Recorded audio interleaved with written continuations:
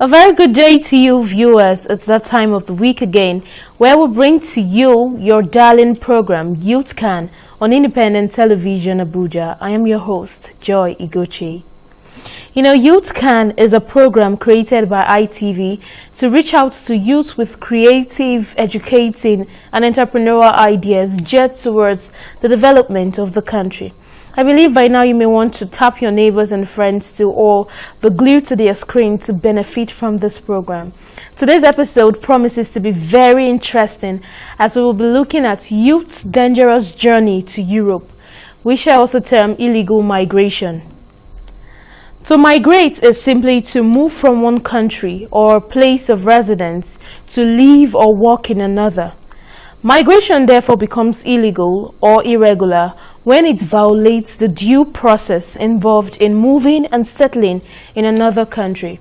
Young Nigerians make up the largest population of the growing flow of migrants from Africa to developed countries. A study conducted by The Conversation Africa shows that in 2016 alone, over 20,000 are involved in Mediterranean Sea crossing were reported to be from Nigeria. In addition, from 2017 until late 2019, hundreds of Nigerian migrants were deported from various destinations, including Italy, Libya, and South Africa.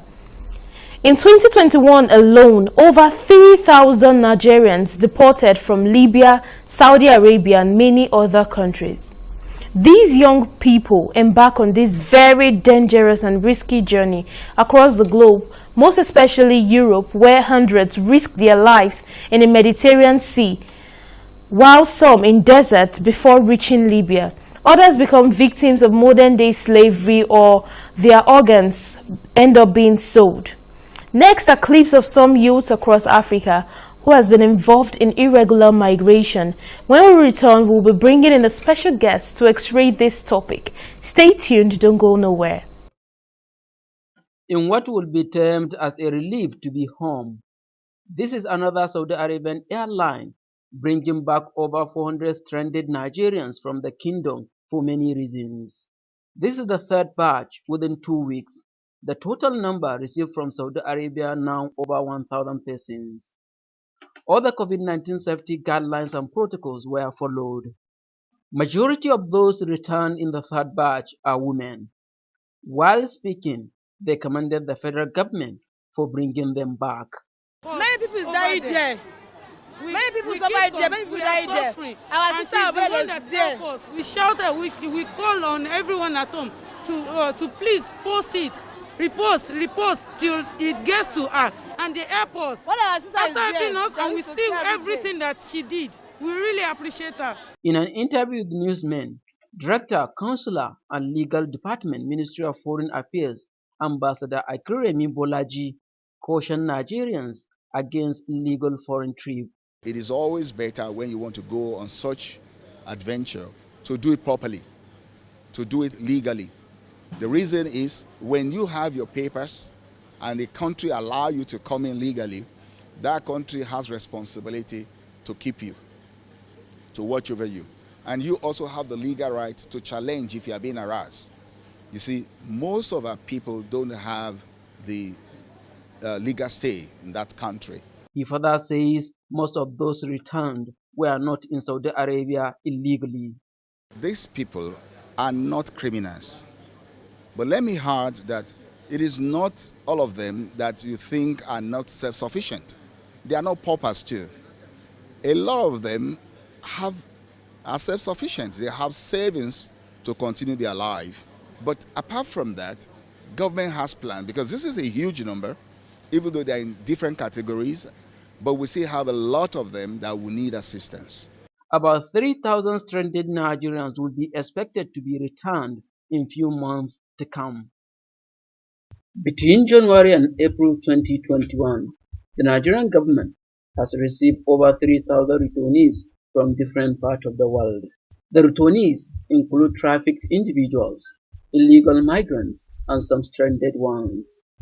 On terrorism-related deportees, many countries like the UK and other European countries have denied family members of citizens who join ISIS permission of return or entry.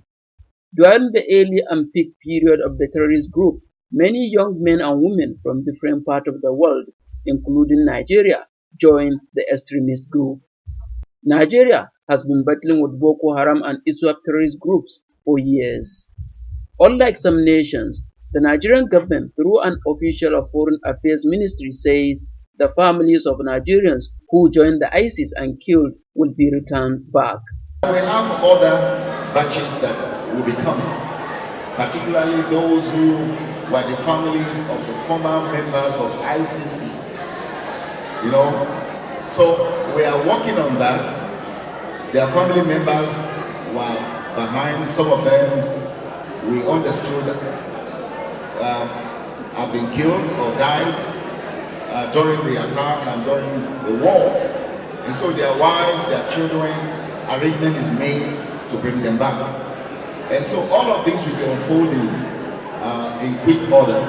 The Director General of NAPTIP says the government will rehabilitate the returnees and de-radicalize them if the need be before reintegration into the society. In January 2021, we were able to profile 1,250 Nigerians that returned from Saudi Arabia. In March, from Libya, we profiled 117. And right now, with the recent people coming back, we've been able to profile 527, and they've all been captured. So this helps the government to be able to plan towards any future intervention, to ensure that these people are being able to integrate into society properly and they are properly rehabilitated.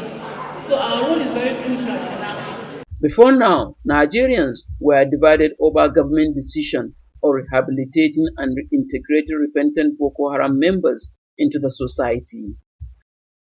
The Saudi Arabian airline carrying the second batch of stranded Nigerians arrived at Nnamdi Azikiwe International Airport, Abuja at exactly 11:57 a.m. Friday. After about 30 minutes of procedures and following COVID-19 protocols, they were conveyed from the flight to the departure hall of private airlines wings.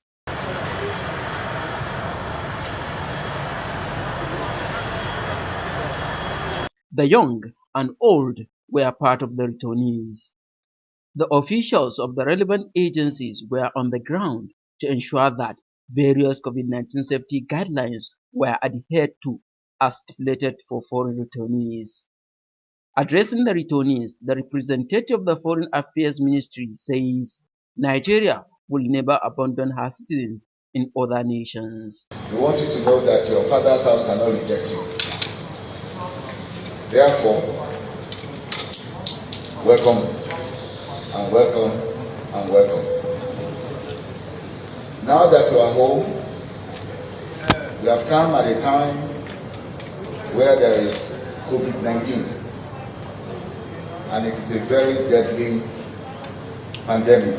So we don't want you to disregard the protocol. Unlike the first batch, the Foreign Affairs Ministry representative ordered the returnees not to speak with journalists. Don't grant any interview to anybody. Did you hear me? Don't grant interview to anybody. Don't talk to anybody. We have serious military arrangement and police security outside to guard and safeguard you, so you fear nothing.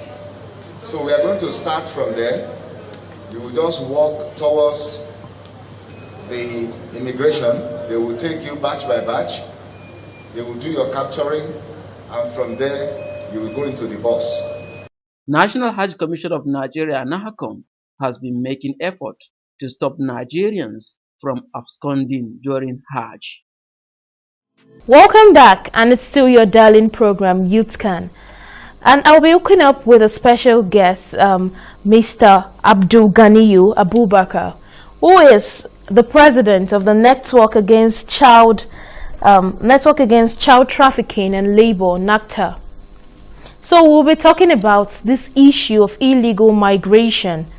Understanding the reasons for leaving the country is important if Nigeria is to stem this tide of illegal migration. So I want to know today, Mr. Abdul Ganiyu, why do you think people migrate illegally? Trafficking in persons, irregular migration, smuggling of migrants are related phenomena, and then people engage in them for different reasons, for exploitation purposes, for labor purposes, but then it is a crime against humanity. It is a transnational organized crime that is punishable by law. So irrespective of the reason or purpose of involvement, it is a crime against humanity. What are the effects of information on irregular migration decisions in Nigeria? Irregular migration, trafficking in persons and smuggling of migrants, like I said, are related phenomena that involves exploitation, deceit, abuse of power or authority, and other forms of exploitation of human beings, being the children, young men and women, the aged, and then of course people with certain challenges. It is a major transnational organized crime that is prevalent all over the world. Nigeria, for example, is both a source, transit and destination country for trafficking in persons. And then that is to say that you recruit from Nigeria. People also come to spend some time in Nigeria on their way anywhere. And then people also come to settle in Nigeria. People are trafficked and exploited into Nigeria for different purposes. And then currently Nigeria accounts for the largest number of irregular migrants, victims of trafficking in persons in Niger Republic. Niger Republic is a major transit destination in West Africa, and that is the reason why the government of Nigeria and Niger Republic come together through the different anti-human trafficking agencies to initiate this collaboration to be able to address the menace of trafficking in persons. Now, as civil society organizations that have been working in this area for a very long period of time, I shared my insights into the dynamics of trafficking in persons between Nigeria and Niger Republic, particularly from the porous border communities in northern Nigeria and other parts of Nigeria. I am based in Sokoto and I have worked from Sokoto, and I can tell you that in 2011, April 2011 precisely, when we began the sub-regional mechanism of cooperation between Nigeria and Niger Republic called the West African Network for the Protection of Children, we had a 6-month pilot project. And within these 6 months, we exchanged over 386 children, young men and women that are identified and intercepted by the security agencies in Niger Republic and returned to Nigeria, as well as those children of Niger and other West African countries that are identified to be vulnerable in Nigeria that we return to Niger Republic. And they are smuggled migrants. They are young men and women and children who are in mobility across borders, either moving with their peers or moving with adults without even a knowledge of their destination. So in general, they are vulnerable. So right now, the traffickers, like I said, they are also people who are very resourceful. They are always struggling to be ahead of authorities and all these very good initiatives. Despite the awareness creation, despite the effort of government and international partners to address this menace, the traffickers are still not relenting. So it is important that we explore partnerships and collaboration that will help to address this. We have the ERIN, which is the European Return and Reintegration Network. It is another mechanism that identifies and supports trafficked persons and irregular migrants between Europe and Nigeria. Do you think information campaigns highlighting risk change people's decision to migrate? Very many of them who are involved knows what is in for it. They are ready for it, and they feel the pasture is always greener at the other end. So awareness creation is a major important tool, and it is part of the 5 P's under prevention that the government of Nigeria and civil society organizations are utilizing to counter trafficking in persons and smuggling of migrants. So prevention through awareness creation, engagement with government, non-state actors, the media, community and traditional rulers is a very viable tool towards preventing the occurrence of trafficking in persons. Does information about economic opportunities at home affect these decisions? The level of poverty in Nigeria is still very high.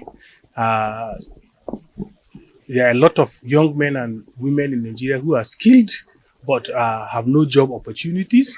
Our educational system seems to have placed more emphasis and premium on paper-based qualification and certificates as against skills. So you find out that our artisans are not properly remunerated. Even those who are educated and are working in the public service are not properly remunerated. So these are some of the factors that contribute. These are some of the push factors that want to push these young men and women to say, oh, even though we have all these skills, our country is not giving us the best, we are not getting the best, we need to go out there to seek for greener pasture. And then you have the pull factors over there that are pulling these young men and women, that are encouraging these traffickers to further perpetrate this heinous act and crime against our young men and women. Because they feel over there, yes, the narrative is that if you go to Europe, for example, and maybe you are a hairdresser, and here you are paid 1,000 naira in Nigeria, if you go there and you are paid let's say $10 now is almost like 5,000 naira here in Nigeria. So with that kind of narration and comparison, we found out that our young people, young men and women, are willing to cross over to other parts of the world in search of what they call greener pasture. But unknown to many of them that the story is not as good, it's not as sweet as it is being told by the traffickers who do not mean well for them and for Nigeria. So in all, I think government also need to proactively address poverty. We should be able to create more gainful employment. We should de-emphasize paper qualification and promote skills. If you have a skill you can provide, then the government, individuals, the private sector should be able to remunerate people with skills very well. And then, of course, Nigerian young men and women should be more resourceful. It doesn't begin and end with just going to school and acquiring certificates when you don't allow the schooling to pass through you, when you don't learn some skills, some very vital skills that you can utilize to generate income and resources in addition to whatever you are doing. But I still believe there are a lot of untapped opportunities in Nigeria that young people can tap from, even though the problem of inequality and uneven distribution of resources is still there. But together, civil society organizations, the media, the government, community and religious leaders will have a responsibility to continue to engage and create awareness among our young men and women and communities so that together we can bring back that social safety nets that protect our children, young men and women, and that will not give these traffickers the opportunity to penetrate. What do you think are the consequences of irregular migration? I believe in your experience you might have seen a whole lot of this. Men and women cross over to Arlet, from there to Libya, Algeria, Morocco, en route other parts of Europe. Apart from the West African Network for the Protection of Children and the European Return and Reintegration Network, we also implemented another project called the Return to Country of Origin. Now, this project supports young men and women of African origin that are in prison in countries of Europe, particularly Switzerland. So when they are identified in those in prisons in those European countries, they are returned to Nigeria for support. And I was involved in managing a lot of those returnees. You need to hear their experience. One of them who was returned to Enugu that I had to interview and support was telling me that there were 10 in their team that were traveling, and only 2 of them were able to make it to Switzerland. And when they got to Switzerland, they were also arrested and put into jail. 8 of them died on transit between Agadas and wherever. We've also seen a lot of them that are sexually exploited by security agencies in the name of helping them to cross these border communities. We've also received 2 Nigerian girls in Agadas who came to a court to lay a complaint against a Niger Republic citizen who exploited them in Libya. One of them has lost her womb. One of them came back with pregnancy. Do you think adequate information will change anything? Educational opportunities, contributing to legal discourse, ensuring that there are adequate legislations to punish perpetrators of trafficking in persons, and then also partnership and collaboration. For the first time over the last 11 years, we discovered that Nigeria is the only country that have one umbrella that brings together all civil society organizations working in this area. So, and then NACTAL under my leadership and my predecessors decided that we should sell this idea to the world. These other countries, that it is important to have a single platform that will bring all of you together so that you can harness your potentials and resources. Okay, that's all we can take for the interview segment. Thank you very much, Mr. Abdul Ganiyu, for your time and for doing justice to all those questions. We'll be going on a short break, and when we return, we'll be wrapping up this program. Stay with us. I would like to commend the government of Nigeria. Je félicite le gouvernement du Niger for working together over an extended period of time with the strong assistance and the facilitation of the government of the Netherlands, of ICMPD, and of very important agencies involved whose director generals honor us with their presence today.